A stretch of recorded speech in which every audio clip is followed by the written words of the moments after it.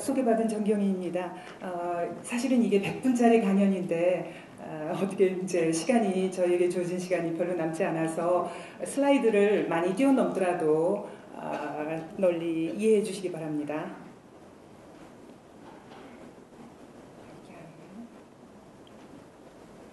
우선 이제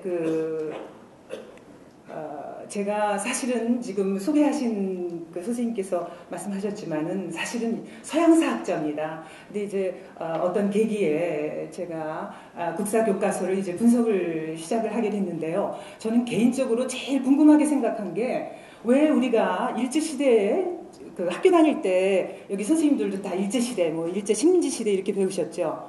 그런데 어느 날부터 갑자기 일제강점기라는 듣도 보도 못하는 단어를 쓰기 시작한 겁니다. 그래서 저는 개인적으로 이게 제일 궁금했어요. 그래서 도대체 이 연원이 어디에 있는가 하는 거를 이제 제가 좀 찾아보려고 했는데, 뭐 금방 찾았습니다. 결국은 북한 책에서 나오는, 그러니까 북한이 만들어낸 오늘날의 근현대사를 대변해주는 그런 조어였던 것이죠.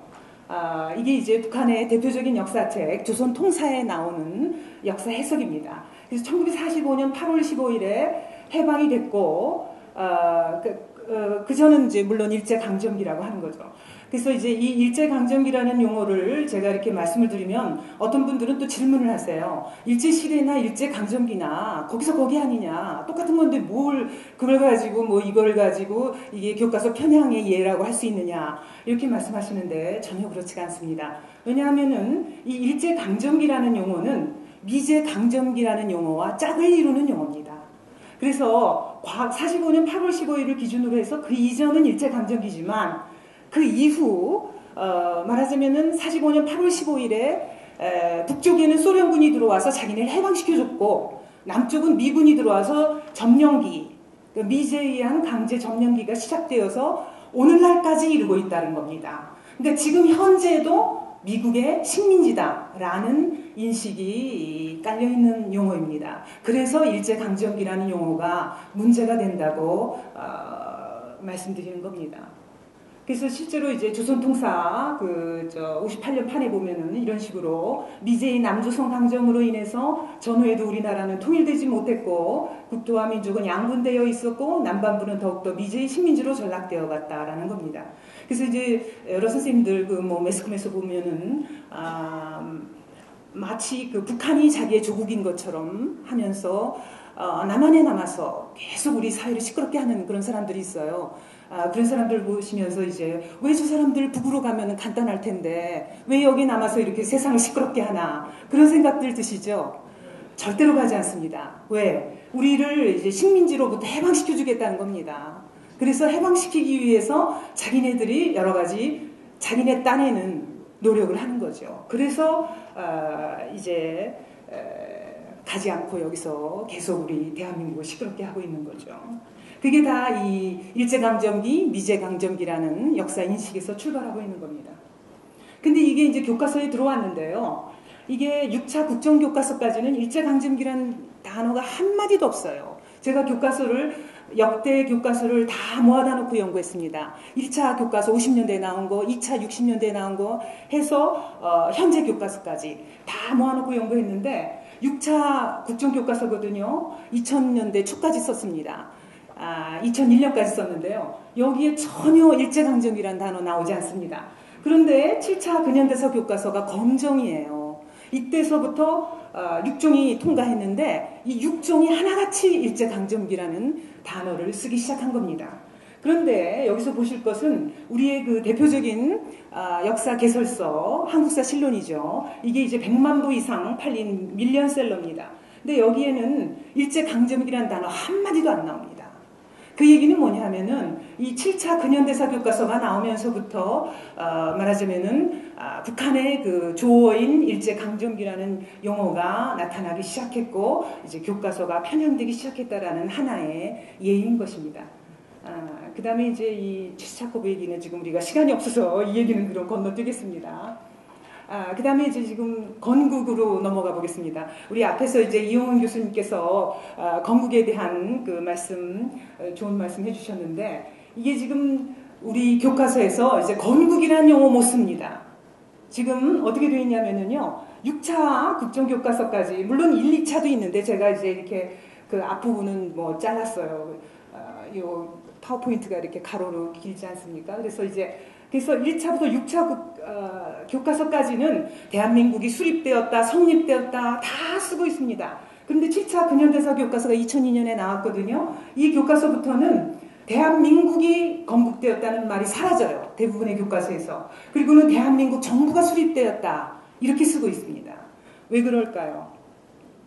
자, 이번에 올해 그러니까 2013년이죠. 거기 이제 한국사 교과서가 새로 검정을 통과했죠. 8종 교과서. 그랬더니 뭐 그 교학사 교과서 채택한 학교들, 이른바 시민단체라는 사람들이 쫓아다니면서 뭐 다 그 교과서 쓰지 못하도록 해가지고 그 교학사 교과서를 쓴 학교가 거의 없지 않습니까? 근데 이제 그때 그 8종 교과서 통과해서 작년부터 고등학교에서 쓰고 있거든요. 그 교과서 중에 건국이란 말을 쓰고 있는 교과서는 교학사 교과서 하나뿐이에요. 그래서 교학사 교과서가 뭐라고 썼느냐? 이제 대한민국 정부는 미 군정으로부터 통치권을 인수하고 유엔으로부터 인정받은 한반도의 유일한 합법 정부로 건국의 출발을 하게 되었다라고 썼어요. 그랬더니 교육부가 이 건국이라는 말 빼라. 정부 수립으로 바꿔라라고 수정 권고했어요. 이게 이제 대한민국을 국가로 볼 수 없다는 뜻입니다. 그래서 이게 문제가 됐죠. 그래서 이게 이제 그 국회로 갔습니다. 그래서 국회에서 이인재 의원이 아니 그렇다면은 대한민국이 과연 언제 건국되었단 말이냐라고 이제 질의를 했죠. 그랬더니 당시에 교육부 장관이던 서남수 장관이 거기에 대해서 대답을 했어요. 뭐라고 대답했느냐 하면은 대한민국이 건국된 게 건국 기점설이 3가지가 있답니다. 뭐 박혁거세가 아래서 나온 것도 아니고 무슨 건국설화예요. 건국설이 3가지가 있답니다. 그래서 1919년 대한민국 임시정부 건국설.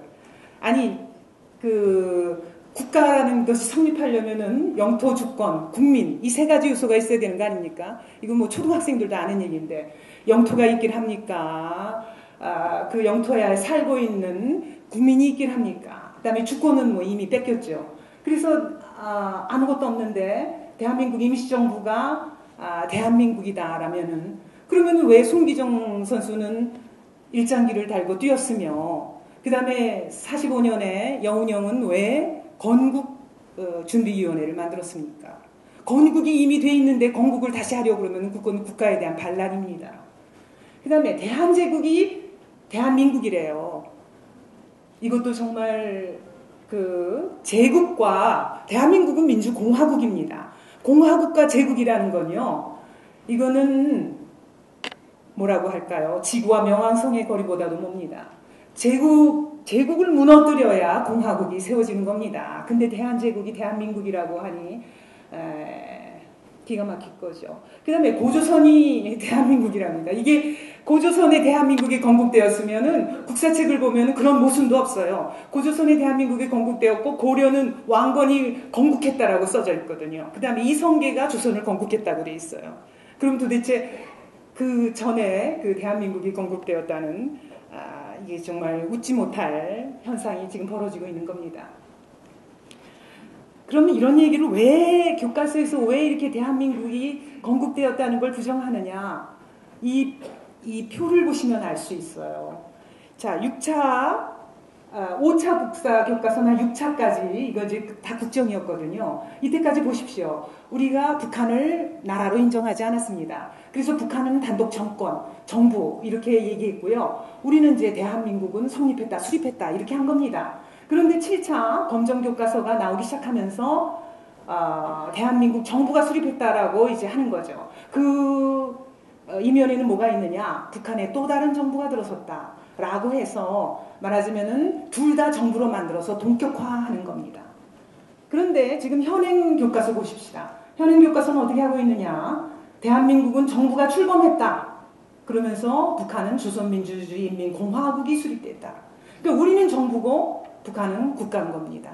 그러니까 완전히 뒤집어졌죠. 우리가 이제 대한민국은 국가고 였는데 이제 지금 현재 교과서는 조선민주주의인민공화국이고요. 우리는 건국했다는 말을 못 쓰고 북한은 옛날에는 정권이었는데 지금 이제 국가가 된 거고 우리는 국가였는데 이제 정부가 된 거. 완전히 지금 우리 이제 나라 없는 백성 됐습니다. 건국이라는 용어도 못 쓰고 교과서가 그러니까 이제 저는 그 미국사를 하다가 교과서 문제를 분석을 하면서 그 전에 그 제가 애를 둘이나 키우면서도 한 번도 그 한국사 교과서 제대로 들여다보지 않았던 거 굉장히 그 뉘우치고 반성하는 시간을 많이 가지고 있습니다. 자, 그 이 대한민국의 정통성 이것도 이제 그 48년에 아까 이 교수께서 설명하셨지만은 이제 이승만 대통령이 국회에서 선출돼서 7월 20일에 선출됐습니다.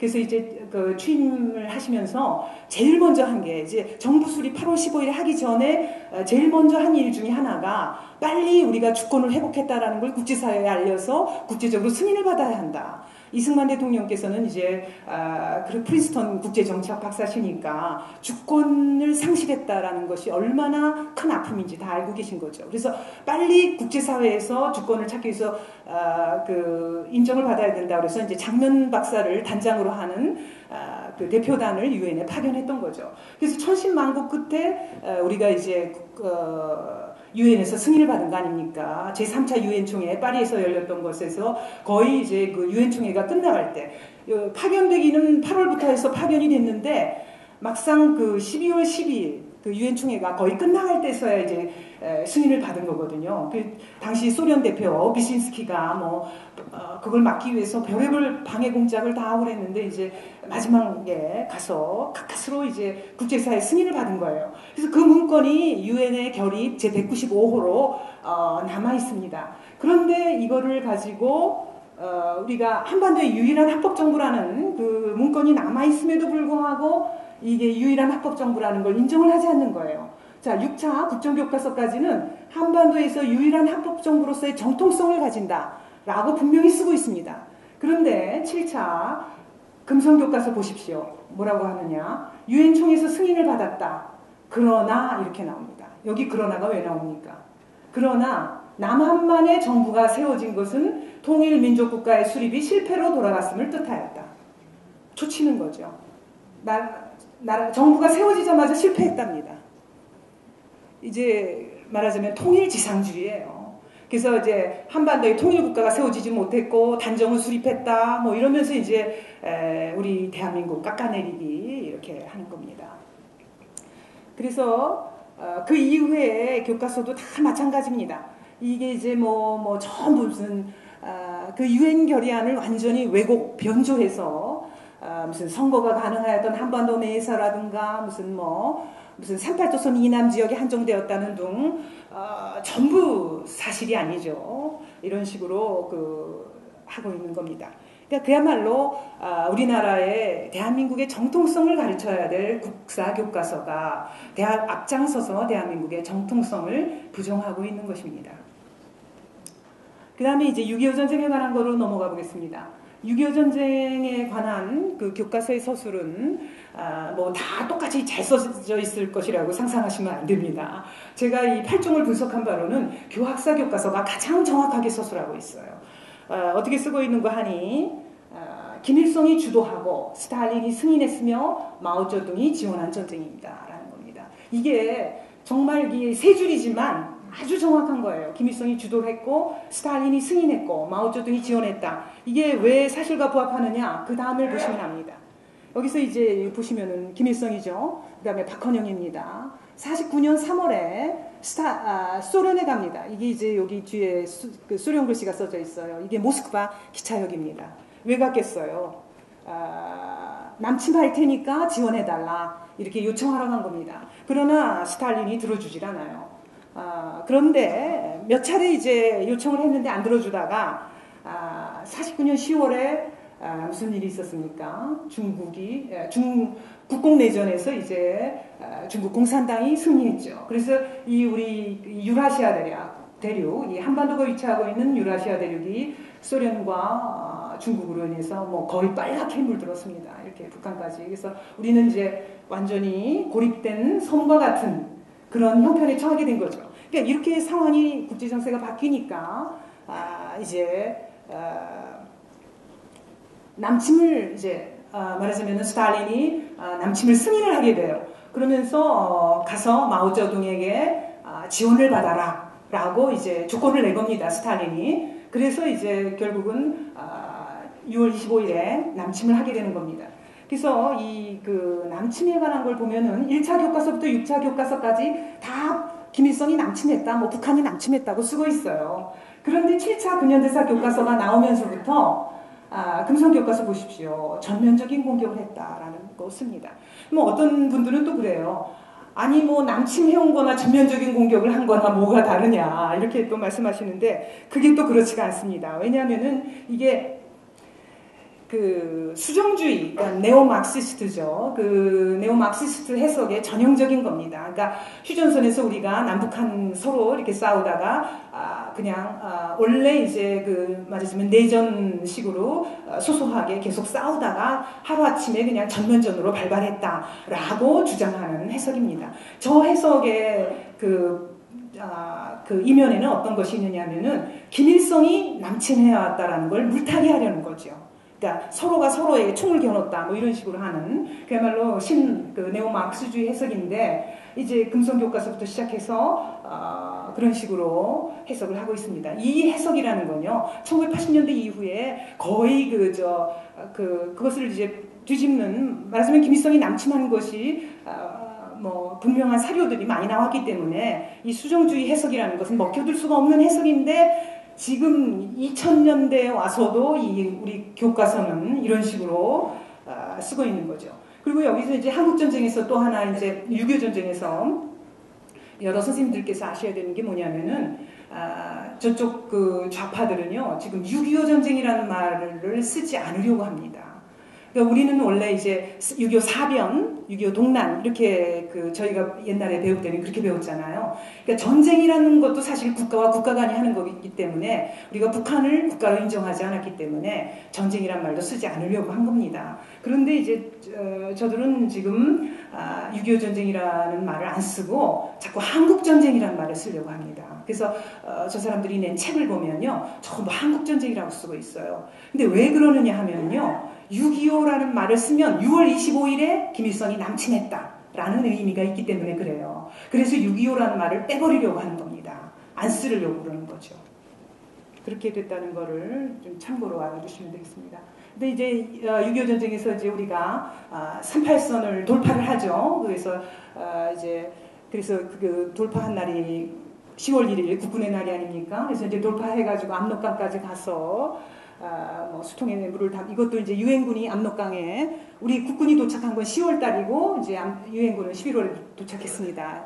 거의 이제 북진 통일 꿈이 이루어져서 우리가 통일이 다 됐다고 생각하고 있는 거죠. 그러나 그렇지가 않았던 거죠. 우리가 10월 말로 추정하는데 중공군이 얼어붙은 압록강을 걸어서 우리 쪽으로 한반도로 들어오는 모습입니다. 그래서 이제 중공군이 들어와서 이게 이제 중공군 들어왔다 그래서 이제 북한에서 중공군한테 그 위문 공연 해주는 모습이고요. 이거는 이제 김일성이 그 중공군과 환담하는 그런 내용입니다.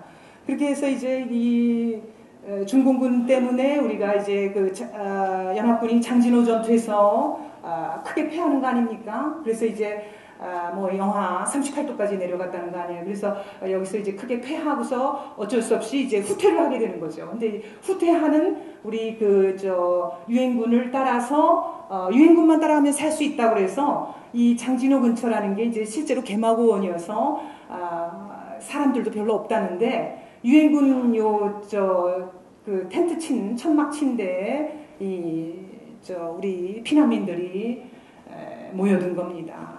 원조 탈북민이죠. 그래서 이제 이쪽에서 이 장진호 있는 데서 똑바로 남쪽으로 내려가면 어디가 나옵니까? 그게 이제 흥남이죠. 그래서 흥남철수라는 것이 이제 이루어지게 되는 거죠. 그래서 이 흥남철수가 이루어지는데 이건 뭐 영화 국제시장의 한 장면이 아니고 실제 사진 자료입니다.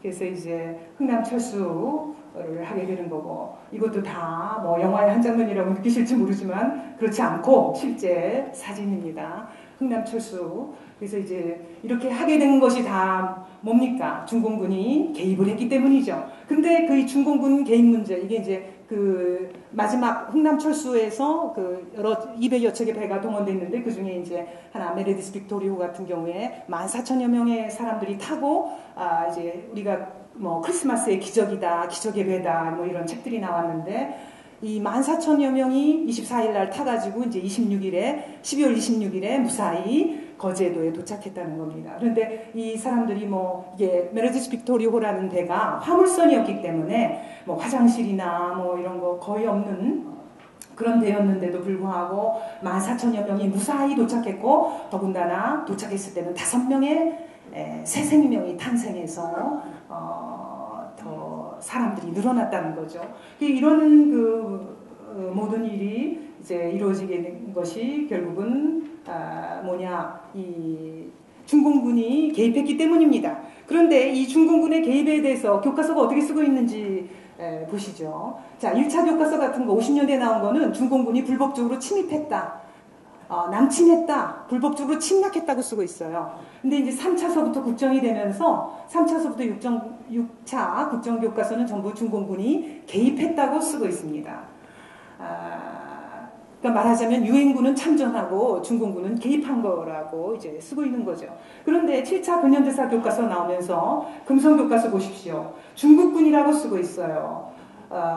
중국군이 참전했다. 이거는 틀린 용어입니다. 왜냐하면은 역사 용어라는 것은 그 당시의 용어로 써줘야 돼요. 왜냐하면 우리가 임진왜란은 왜 왜란이라고 합니까? 우리가 그들을 왜라고 불렀기 때문에 그런 거죠. 청일전쟁은 왜 그렇습니까? 우리가 청이라고 불렀기 때문에 그렇습니다. 그러면 우리가 그때 어떻게 불렀어요? 저는 어렸을 때 무찌르자 중공 오랑캐라고 하면서 고무줄놀이하고 놀았거든요. 중공 오랑캐라고 불렀잖아요. 중공군이라고 불렀어요. 우리가 1992년에서야 중국과 수교를 했습니다. 우리가 중국 공산당이라고 해서 전혀 수교가 없었는데, 이들을 중국군이라고 부르다 못해서 중국인민지원군이라고 부르는 교과서도 있어요. 그 다음에 금성교과서 같은 경우에는 중국군이 참전했다고 쓰고 있습니다. 그래서 일부 교과서는 유엔군이 개입했다고 쓰고 있어요. 도대체 어느 나라의 교과서입니까? 우리 편이면, 아군과 적군이 있을 때 우리 편이면은 참전이 맞고 적이면은 개입이 맞는 거죠. 그래서 유엔군 참전, 맞으면 그 중공군 개입이 맞는 건데, 완전히 뒤집어져서 중국인민지원군이, 이거 보십시오. 중국인민지원군이 참전했다고 쓰고 있지 않습니까? 이게 그 국적을 알 수가 없어요. 어느 나라 교과서인지. 이게 북한의 교과서라고 해도 믿을 정도입니다. 이 페이지만 만약에 떼서 본다면 북한의 교과서라고. 김일성 독재체제도 마찬가지예요. 김일성 독재체제라는 건 뭐 우리가 부르지는 얘기가 아니라 뭐 전 세계적으로 그 유래를 찾아볼 수 없는 독재 정권이에요. 근데 그 독재라는 말 한마디 쓰기가 싫어서 이 김일성 중심의 통치체제, 뭐 유일지배체제 이런 말 쓰고 있습니다. 특히 이 유일지배체제라는 건요, 북한이 그 자기네 체제를 유일지배체제라고 선전하고 있어요. 그 말을 그대로 가져다가 쓰는 겁니다. 그래서 왜 그대로 가져다가 쓰느냐? 뭐 소위 내재적 접근법이라는 그런 희한한 논리를 가지고서 그렇게 쓰고 있는 거죠. 그래서 독재라는 말 한마디도 안 해요. 그 다음에 이 3대 세습도 그렇습니다. 이 3대 세습이라는 게 이제 이 3대에 걸쳐서 세습하고 있다는 얘기 아닙니까? 이게 현대판 김씨 왕조죠. 그런데 이 세습이란 말을 교과서에서 안 쓰는 거예요. 그래서 후계체제, 아니고 후계체제가 아닌 체제가 어디 있습니까? 이 지구상에서 뒤에 나오는 사람이 앞에 나오는 사람의 후계자죠, 당연히. 후계체제라고 하고 있어요. 이것도 이제 그쪽에서 불러주는 대로 그대로 쓰고 있는 겁니다. 이게 지금 우리 교과서의 현실이고요. 제가 지금 그 국사교과서를 1차 교과서부터 1차, 2차, 3차 해서 이제 쭉 분석을 했는데, 여기 뭐 동학농민운동부터 시작해서, 김일성 뭐 체제, 북한의 체제, 독재체제, 뭐 세습 이런 것까지 해서 항목을, 20여 개를 정하고, 그 다음에 이제 이 색깔은 뭐냐 하면은요, 북한의 책, 조선 통사, 현대조선 역사, 이것을 이제 -5로 해서 빨간색으로 했습니다.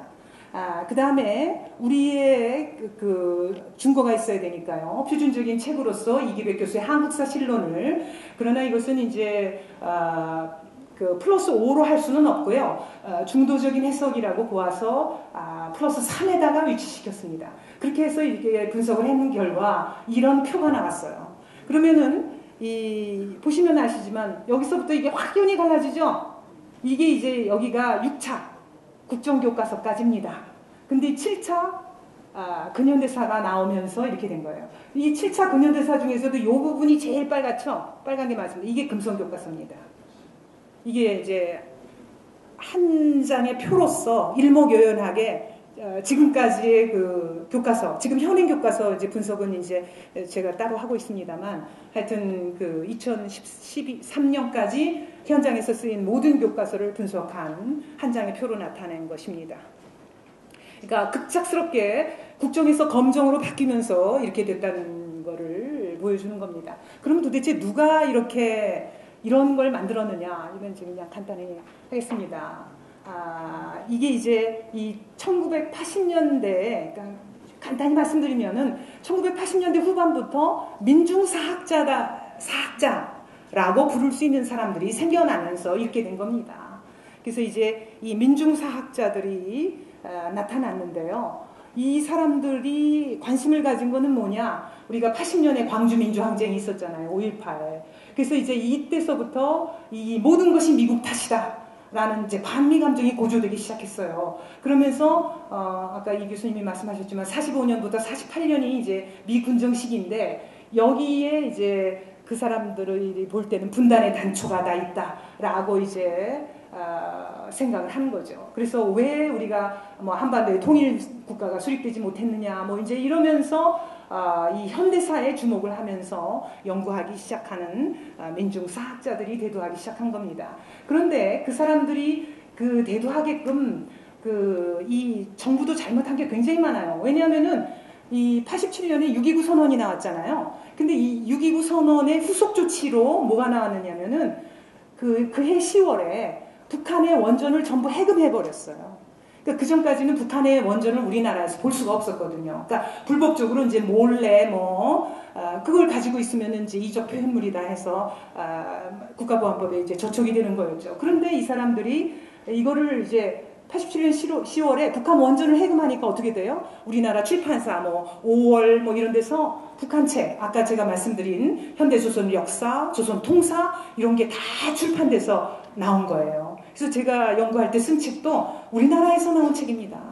그것이 다 돌아다닌 거예요. 그러니까 얼마든지 사서 볼 수 있으니까 대학생들이 이제 그 의식화한다 그러면서 이념 서클에서 저런 것들을 다 사서 보고 달달 외우다시피 한 거죠. 그래서 한 20살, 21살 때 이제 저 의식이 고착화됐으니까 주로 이제 386, 우리가 486이라고 요새 얘기하지만 그 사람들 중에 이제 일부 사람들의 의식이 완전히 그때로 굳어진 겁니다. 그래서 그 역사인식을 통해서 오늘날의 대한민국을, 그로부터 지금 몇십 년이 지났는데도 그것을 통해서 현재를 보고 있는 거예요.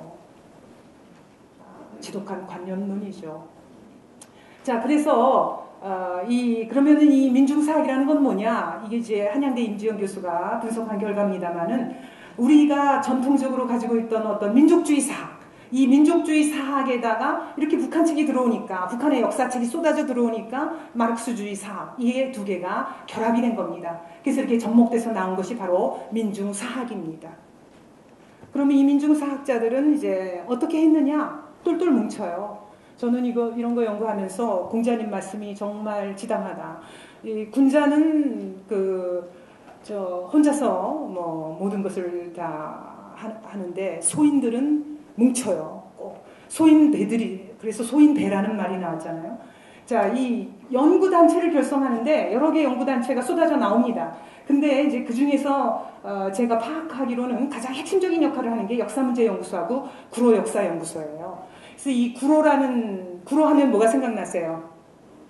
구로공단, 이거 생각나시죠? 노동자. 아까 제가 지금 시간이 없어 넘어갔습니다만 원래 민중사학이라는 것이 노동자, 농민이 주인이 되는 세상을 만든다는 걸 전제로 하고 있습니다. 그래서 이제 노동의 현장에서 시작한다 해서 구로역사연구소인데 오늘날은 뭐 역사학연구소로 이름을 바꿨습니다만은 저는 옛날 명칭이 이 사람들의 정체성을 더 드러낸다고 생각해서 이 이름을 그냥 고집을 하고 있습니다. 그래서 이 역사문제연구소하고 구로역사연구소가 있는데 이 구로역사연구소는 아까 제가 말씀드린 금성교과서 그거를 쓴 사람들이 이 구로역사연구소 소장을 지낸 사람들이에요. 그래서 이 사람들이 만든 거고요. 그 다음에 역사문제연구소는 어떤 거냐. 자, 이게 역사문제연구소입니다. 역사문제연구소가 1986년에 만들어졌는데 만든 사람이 두 사람이에요. 한 사람은 자칭 박헌영의 아들이라고 주장하는, 그러니까 박헌영 씨 부인은 주세죽이잖아요. 그러니까 사이에 딸이 하나 있습니다. 그러니까 이분은 아마 혼외자가 아닌가 싶은데 이 원경 스님과 박원순 변호사, 현재 서울시장이죠. 이 두 사람이 만든 겁니다. 그래서 박원순 변호사가 나이 30에 만든 게 이 역사문제연구소예요. 그리고 설립하고 초대 이사장을 지냈습니다. 여기서 나온 책이 이제 역사문제연구소가 역사비평사라는 출판사를 운영을 합니다. 근데 여기서 나온 책이 박헌영 전집 9권이 있습니다. 당신 아버지니까 이제 출간을 했겠죠. 그 다음에 박원순 변호사가 국가보안법 연구 1, 2, 3 세 권을 냈어요. 근데 이 국가보안법 연구 제3권은 뭐냐? 국가보안법 폐지론입니다. 이 국가보안법 폐지론 제3권에서 대한민국이 유엔에 의한 유일한 합법정부라는 것을 부정을 하고 있습니다.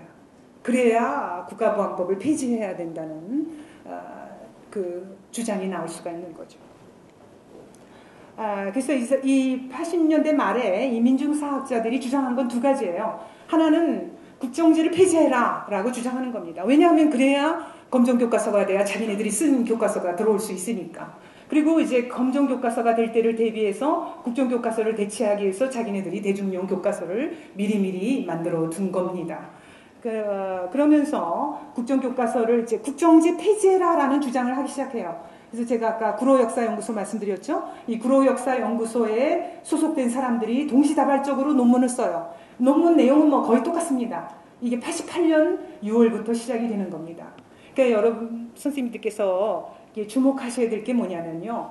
이 사람들이 굉장히 일찍부터 시작됐다는 거고 또 이게 87년 6.29 선언 이후에 나왔다는데 주목해야 돼요. 그러니까 어떤 분이 저한테 그런 말씀 하시더라고요. 당신이 민주화 운동을 하셨대요. 근데 이제 87년에 6.29 선언이 나오면서 이제 우리나라 민주화됐구나 라고 생각하셔서 너무 기쁘고 그래서 이제 그때서부터 당신은 생업으로 돌아가셨답니다. 민주화가 됐다고. 그런데 주변에서 보니까 그때서부터 더 난리를 치는 사람들이 있더라는 거예요.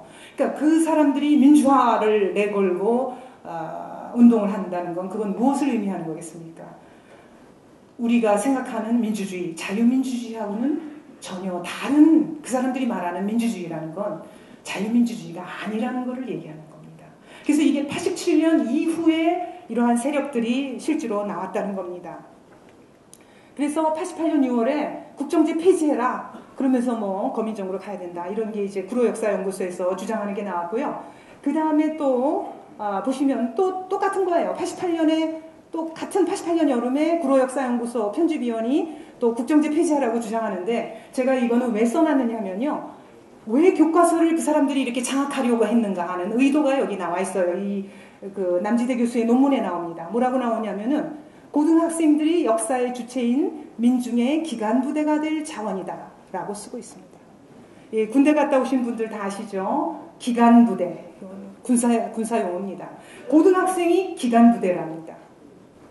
그러니까 이 고등학생을 타깃으로 했다라는 게 이미 벌써 의도적으로 1988년부터 이렇게 고등학생들을 성숙한 민중으로 성장하기 위해서는 우선 국정의 틀을 깨뜨려야 하며 나아가 새로운 역사 교재가 만들어져야 한다라고 주장했어요.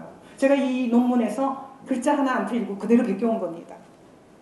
그러니까 어떤 의도를 가지고 국사교과서 국정제 폐지해야 된다라고 주장했는지 이제 여기에 다 나와 있습니다. 그렇게 해서 만들어진 책이 뭐냐? 이 지금 구로역사연구소 사람들이거든요. 이 구로역사연구소 소장을 지낸 사람 두 사람이 주축이 돼서 나온 게 2002년에 금성교과서입니다. 이 금성교과서가 편향됐다고 해서 그 이후에 교과서 파동이 시작된 거거든요. 그러니까 이 연구소 중심의 좌편향 교과서라는 거는 이미 1988년부터 준비되고 있었다는 겁니다. 저도 깜짝 놀랐어요. 저 이렇게 일찍 시작한 줄 몰랐습니다. 이 사람들이 이제 교과서로 내보낸 건 2002년인데 굉장히 일찍 시작했잖아요. 참 부지런한 겁니다. 그러니까 그런 거를 보면서 저 같은 사람들은 얼마나 게을렀나, 정말 아무것도 한 일이 없구나, 이런 식으로 이제 반성을 하게 되는 거죠.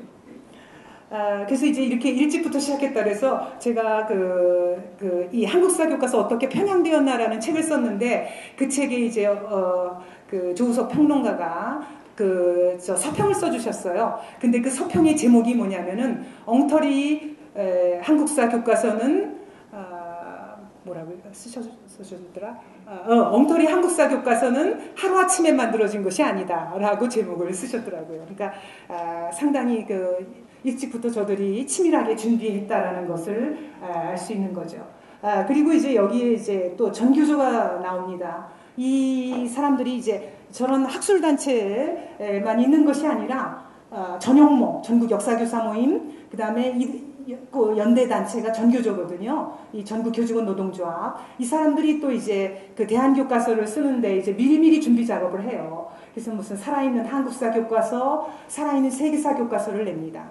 근데 여기서 주목하실 거는요, 제목에 있는 교과서라는 거예요. 이거 교과서 아니에요. 그냥 무슨 사진자료 많은 그냥 시중에서 파는 책입니다. 그런데 교과서라고 써요. 이게 용어의 혼란입니다. 진짜 교과서는 폐지해라, 폐지해라. 국정교과서는 폐지해라 그러면서 자기네들이 쓴 그냥 일반 책에는 교과서라는 이름을 갖다 붙이는 거예요. 완전히 전도를 시키는 거죠. 가치를 뒤집는 겁니다. 그러면서 이렇게 썼는데 이걸로 끝난 게 아니에요. 살아있는 이 교과서 시리즈가 또 있어요. 살아있는 한국 근현대사 교과서 썼죠. 그거를 바탕으로 해서 어린이 살아있는 근현대사 교과서 3권, 어린이 살아있는 한국사 교과서 5권, 외국인을 위한 것도 썼어요. 외국인을 위한 한국사도 우리말 버전, 영어 버전 다 있습니다. 그 책이 이제 바로 이겁니다. 아이고, 이겁니다. 이래서 이런 식으로 온갖 살아있는 교과서 시리즈 이런 것들이 나와 있어요. 그리고 나서 이제 시간이 없어서 어쨌든 그렇게 해서 결국은 이제 2002년에 편향된 한국 근현대사 교과서 6종이 나왔는데 저 사람들이 말로는 무슨 다양성 국정제 폐지할 때 주장한 게 검정으로 하면 교과서가 다양해진다고 그러는데 하나도 다양하지 않습니다. 6종이 다 좌편향됐어요. 그러니까 완전히 그냥 반대로 간 거죠. 그래서 제야 연구소를 기반으로 활동하던 좌파의 시각이 국사교육계를 완전히 장악한 게 2002년입니다. 그래서 이제 우리 이제 전혀 모르고 있다가 이 금성출판사에서 이런 한국 근현대사 교과서가 나왔다는 것이 이게 어떤 내용인지도 우리 모르고 있었어요. 그랬는데 이제 월간조선의 배진영 기자가 이제 글을 썼죠. 그러면서 이제 이 교과서가 굉장히 편향돼 있구나라는 게 이제 알려지면서 문제가 된 게 나왔는데 이 금성출판사의 금성교과서의 예를 하나 들면은요, 이 편향성이라고 우리가 문제 삼는 내용 이 4가지만 보시면 뭐냐면은 이 통일지상주의에 사로잡혀 있기 때문에 아까도 말씀드렸습니다만 반쪽짜리 국가 세웠다 해가지고 단정수립의 책임을 왜 단정수립의 책임이 우리한테 있습니까? 김일성이 벌써 46년 2월에 북조선 임시인민위원회를 만들어서 사실 그 전에 벌써 스탈린이 우리가 해방된 지 37일 만에 비밀지령을 내렸어요.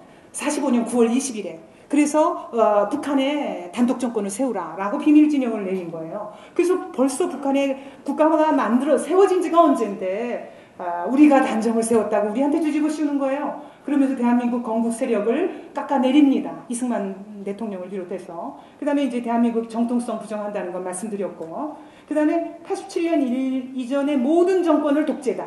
40년 독재를 했대요. 48년부터. 아니 우리가 정부를 세우자마자부터 독재를 했습니까? 그래서 40년 독재를 했다고 비판을 해요.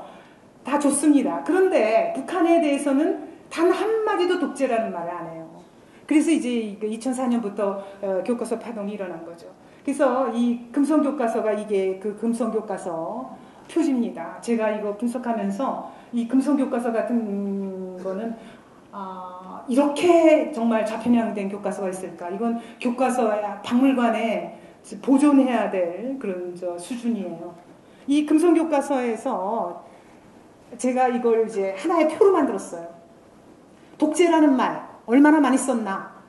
자, 보세요. 남한에 대해서 이승만 정부에 대해서 독재라고 6번 나와요. 박정희 정부에 대해서 4번 독재라고 나옵니다. 신군부에 대해서 3번 독재라고 나와요. 그래서 40년 독재 정치를 청산했대요. 87년에. 그러니까 우리가 건국해서 지금까지 87년까지 40년 내내 독재 정치했다는 겁니다.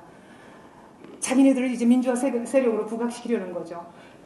그런데 이거 보세요. 북한에 대해서 독재라는 말, 제가 이거 연구소에 있을 때 그 인턴 시켜서 조사하라고 이제 했잖아요. 뭐 저는 없으리라는 건 알고 있었습니다만 인턴이 얼굴이 이상해져 갖고 왔어요. 아무리 찾아도 북한에 대해서 단 한마디도 독재라는 단어가 없다는 겁니다. 이거 하나만 가지고도 이 교과서가 얼마나 편향된 교과서이고 친북적인 교과서인가 알 수 있습니다. 그런데도 이 금성교과서가요.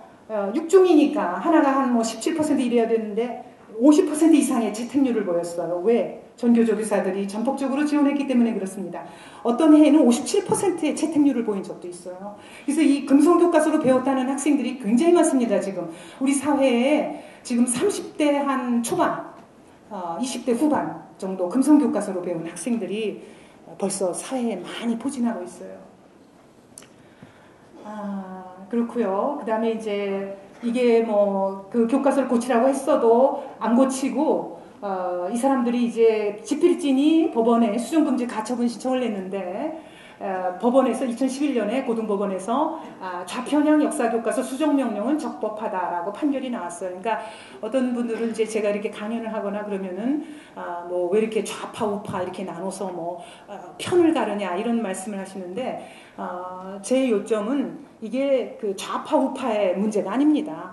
이게 멀쩡하던 우리의 그 교과서, 맞으면 대한민국의 정통성을 인정하는 교과서였는데 이거를 하루아침에 금성교과서 같은 근현대사 교과서가 나오면서 좌로 끌어갔다는 게 문제지, 이거는 대한민국의 정통성을 인정하느냐 부정하느냐의 문제이지 이거는 좌우의 문제가 아니에요. 그럼에도 불구하고 이제 그 지난번 그 교육부를 비롯해서 고위 관리들은 이거를 무슨 좌우파의 싸움으로 이렇게 잘못 인식을 하고 있는데, 어쨌거나 그 법원에서 나온 것은 이 좌편향 역사교과서 수정명령은 적법하다라고 이제 말하자면 판결이 나온 겁니다. 그리고 뭐 시간이 없으니까 그리고 이제 요거는 하나 말씀드려야 되는 게 그 이후에 사실 금성교과서가 이제 문제가 많았기 때문에 근현대사 교과서는 폐지가 됐어요. 그랬는데 그 다음에 더 개혁이 됐다고 할까? 그게 뭐냐면은 그 전에 국종이었던 국사교과서를 이름을 한국사로 바꿨습니다. 그러면서 이걸 다시 검정으로 바꾼 거예요. 그래서 이제 지금 이제 검정교과서가 된 거거든요. 근데 2010년에 나온 검정교과서 6종을 보면은 그 중에 이제 이 삼화교과서라는 게 있는데, 이 삼화교과서 같은 거 지필진을 보세요. 이게 이제 제가 볼 때는 6종 중에 삼화교과서가 제일 편향돼 있는데, 이 6명 지필진 중에 5명이 전교조거나 전형모거나 아니면 둘 다인 사람들이에요. 그러니까 이 교과서가 이렇게 되죠. 이게 정말 문제가 많은 겁니다. 그래서 점점 이게 이 표에서 보시면 알지만 이게 날이 갈수록 전교조 교사의 비율이 더 높아져 가요. 그래서 7차일 때는 3%였는데 2010년 검정에서는 27%로 9배나 늘어났잖아요. 지금 이번에 필지는 아직 분석을 못했습니다만 갈수록 전교조 교사의 지필진에 들어가는 비율이 커지고 있는 거죠. 그럼 현행 교과서가 어떠냐? 시간이 너무 초과돼서 이거 말씀드릴 시간이 있을까 모르겠습니다. 네, 간단하게 어떻게 해보겠습니다. 현행 교과서가 이겁니다. 지금 이제 여기 8종이 있어요. 이게 지금 고등학교에서 쓰이고 있는 8종입니다. 이거를 이제 분석을 해서 한 사람이 하나씩 읽어가지고 이제 8사람이 분석을 해서 대한민국 교과서가 아니다라는 책을 냈어요. 근데 왜 제목이 대한민국 교과서가 아니다가 됐겠습니까? 이걸 분석을 해보니까 이게 정말 우리나라 교과서라고 보기 어렵다라고 해서 책 제목이 대한민국 교과서가 아니다라는 책이 이게 이제 나오게 된 거죠. 근데 그 8종 중에서 특히 이 5종이 문제예요. 이 5종을 저는 어떻게 정의를 내렸냐면 한마디로 말하면 이 5종이 이래요. 대한민국의 건국과 발전은 깎아내리면서 북한만 감싸고 도는 교과서다. 뭐 쉽게 말하면 반대한민국 친북 교과서라는 얘기입니다. 그런데 이제 이 교과서를 보면요, 여러 선생님들 생각나실지 모르겠는데 2013년에 교학사 교과서가 검정 통과했다 그러니까 단 이틀 만에 뭐 오마이뉴스, 경향신문, 한겨레 이런 데서 뭐라고 주장했냐면 교학사 교과서에는 뭐 유관수는 여자 깡패, 안중근은 테러리스트라는 내용이 있다. 뭐 이런 식으로 온갖 마타도가 뭐 신문에 났어요. 그랬는데 전혀 그런 게 거짓이었다는 게 다 판명됐죠. 당연하죠. 왜냐하면 그때 검정 통과되었을 때는 그 교과서를 손에 쥐고 그 내용이 뭔지 아는 사람은 거의 없었어요. 그런데 그렇게 거짓으로 다 선동을 한 겁니다. 근데 이제 그 거짓에 또 속아 넘어가가지고 마치 교학사 교과서가 무슨 친일 교과서인 것처럼 그렇게 넘어갔었죠. 그랬는데 실제로 뚜껑을 열어보면요, 오히려 교학사 교과서에는 유관순에 대해서 제대로 쓰여 있고요. 제가 지금 말씀드린 문제가 된 5종 교과서 중에 4종은 유관순에 관한 내용이 없습니다. 왜 없겠습니까? 그 이유는 간단해요. 이 사람들은 지금 제가 두산동화 교과서, 현재 이 교과서에서 쓰이고, 고등학교에서 쓰이고 있는 교과서인데요. 두산동화 교과서를 분석했는데 이 교과서에서는 3.1운동을 노동자와 농민이 주축이 된 적극적인 폭력투쟁이다 라고 주장하는 겁니다. 이게 이제 그 북한의 역사인식, 말하자면 김일성의 아버지 김형직이 3.1운동을 했다 뭐 이런 식으로 해서 3.1운동부터 시작해서 항일운동의 무장투쟁을 자기네가 했고, 그래서 우리 민족국가의 정통성이 자기네 북한한테, 조선민주주의인민공화국한테 있다라는 주장을 하는 겁니다. 그 주장을 말하자면 우리나라 교과서에서 그대로 받아서 하는 거예요. 그러니까 유관순을 빼버린 겁니다. 왜? 유관순이 노동자도 아니고 농민도 아니고 그 다음에 평화적인 시위를 했잖아요. 적극적인 폭력투쟁이 아니잖아요. 그러니까 자기네들의 3.1운동 주장과 맞지 않기 때문에 빼버린 겁니다. 예, 참고로 북한 역사책에도 유관순은 당연히 나오지 않겠죠. 그래서 이제 작년인가 시민단체에서 왜 유관순이 없냐 말이 많으니까 올해 교과서에 넣겠다고는 하고 그랬는데 모르죠. 그 다음에 이제 이 두산동화 같은 교과서의 문제점에서 제가 몇 가지만 말씀드릴 거는 이 천리마운동 같은 것도 어떻게 쓰고 있냐면 천리마운동으로 제1차 5개년 계획은 1년 앞당겨 목표를 달성하였다. 이런 식으로 북한이 주장하는 그대로 쓰고 있어요. 그러니까 우리나라 새마을운동 같은 건 깎아내리면서 이게 이런 식으로 쓰는 것이 왜 문제가 되느냐 하면은 현실을 설명할 수가 없기 때문입니다. 특히 역사교과서라는 것은 현실을 설명해야 되는데 그 중에서도 현대사 부분은 오늘날의 현실을 설명할 수 있어야 되죠. 근데 북한이 90년대 중반 이후로 300만 명 이상이 굶어 죽은 이러한 현실을 설명할 수가 없지 않습니까? 우리 지금 대한민국은 어떻습니까? 작년도 2014년도 수출액이 세계 5위입니다. 5위. 이런 북한과 우리나라의 현실을 이런 식으로 천리마운동이 1년 앞당겨 목표를 달성했는데 현재의 북한을 어떤 식으로 설명할 겁니까? 이거는 교과서로서의 말하자면은 책무를 다하지 못하는 거죠. 그 다음에 3대 세습, 독재체제 이런 거에 대한 서술을 전혀 안 하고 있어요. 교과서 집필 기준이 있습니다. 그러나 하나도 지키지 않아요. 그 다음에 북한이 핵실험을 3차례나 했습니다. 그런데 이걸 전혀 쓰지 않고 있고요. 그 다음에 이 금성 한국사 교과서 같은 경우에는 이 주체사상을 뭐라고 쓰고 있는 거 하니 북한이 써준 그대로 쓰고 있어요. 그러니까 주체사상은 사람 중심의 세계관이고 인민대중의 자주성을 실현하기 위한 혁명사상이다 라고 쓰고 있는 거예요. 이게 왜 문제가 되느냐면은 여러 선생님들은 이제 어느 정도 연세가 있으셔서 가치관 이런 게 이제 다 확고하기 때문에 이런 얘기 듣는다고 좀처럼 넘어가지 않습니다. 그러나 교과서를 배우는 학생들은 17살, 18살 어린 학생들이에요. 더군다나 그 뜻도 모르면서 이걸 달달 외웁니다. 더구나 이제 내년부터는 이제 수능이 우리가 이제 내년인가요? 후년인가요? 수능이 이제 필수가 되지 않습니까? 한국사가 수능 필수가. 그렇게 되면은 학생들이 이거를 17살짜리 애들이 이거를 달달달 외우면서 그대로 외우게 되는 겁니다. 그래서 이제 이게 문제가 되는 거죠. 그래서 이런 식으로 써놓고 있는 거고요. 이게 이제 요거 한 가지만 말씀드리고 끝내겠습니다. 이게 지금 두산동화 교과서에 이제 나와 있는 것 중에 하나인데요. 요거를 제가 그 페이지를 그대로 가져왔어요. 273페이지에 현지 책에 그대로 실려 있는 내용인데 어떤 내용이냐면요.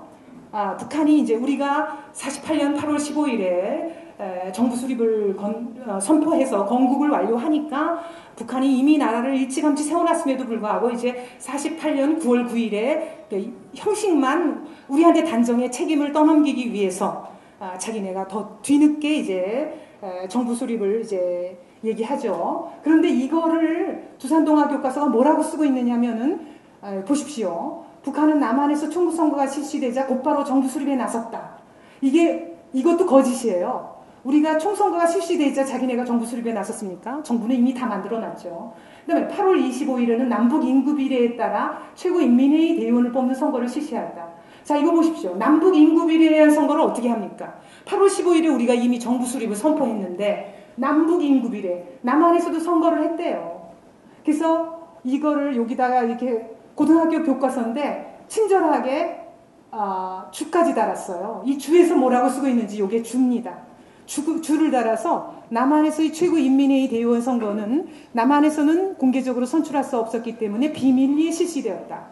이게 뭐냐 하면은요. 그 제주의 4.3의 주도자였던 남로당 김달삼이 그 제주에서 일부 그 남로당원을 중심으로 해서 이제 투표를 해가지고 몰래 그 투표함을 가지고 배를 타고 황해도 해주러 가서 했던 그거를 얘기하는 겁니다. 우리 정부는 이거 공식적으로 인정하지 않고 그리고 이게 어떻게 그 남북한 전체의 선거가 될 수 있습니까? 그리고 이게 남북 인구 비례에 따른 선거일 리도 없고요. 물리적으로도 불가능합니다. 그런데 이게 남북 인구 비례에 따라서 최고인민회의 대의원을 뽑는 선거를 실시했대요.